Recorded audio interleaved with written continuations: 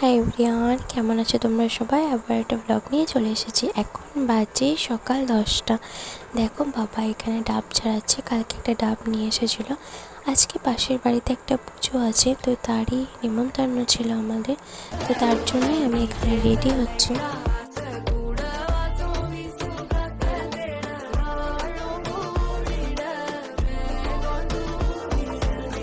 আমি রেডি হয়ে গেছি, চলো নিচে যাওয়া যাক।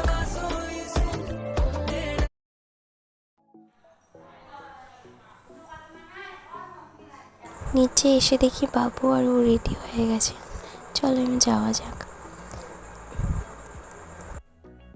আমরা খাওয়া দাওয়া করে বাড়ি চলে এসেছি। বাড়ি এসে দেখি বাবু এখানে বিছানায় জল ফেলে দিয়েছে, তো সেটাই হেয়ার ড্রায়ার করে শুকিয়ে নিচ্ছি।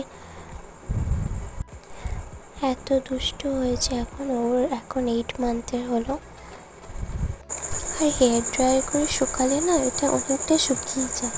ফ্যানের হাওয়াতে অত তাড়াতাড়ি শুকায় না। তো এখানে বিছানাও পাততে হবে, তো আমি তাড়াতাড়ি করে হেয়ার ড্রায়ার করে শুকিয়ে নিচ্ছিলাম। তো আমরা ওপর চলে এসেছি। ওপরে এসে ও একটা মুভি লাগিয়েছিল, তো সেটাই আমরা দেখছিলাম। আর বাবু এদিকে ঘুমিয়ে গেছে। আর এদিকে দেখো আমি জামা কাপড়গুলো কিছু ছিল যেগুলো মেলে দিয়েছিলাম, তো সেগুলোই এখানে আমি গুটিয়ে রেখে দিয়েছি।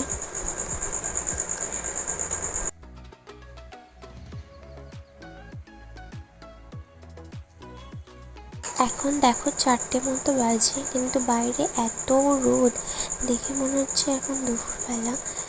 তো এদিকে এদিকে নারকেল গাছের পাতাগুলো কাটতে এসেছে, তো সেটাই বাবা এখানে বসে দেখে নিচ্ছে।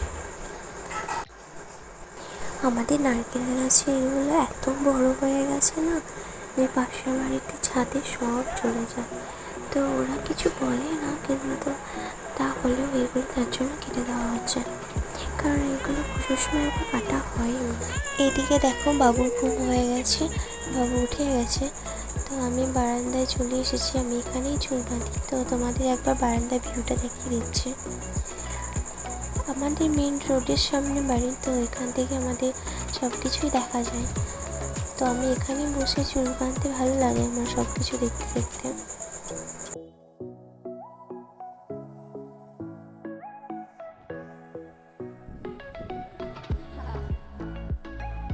চলো নিচে যাওয়া যাক।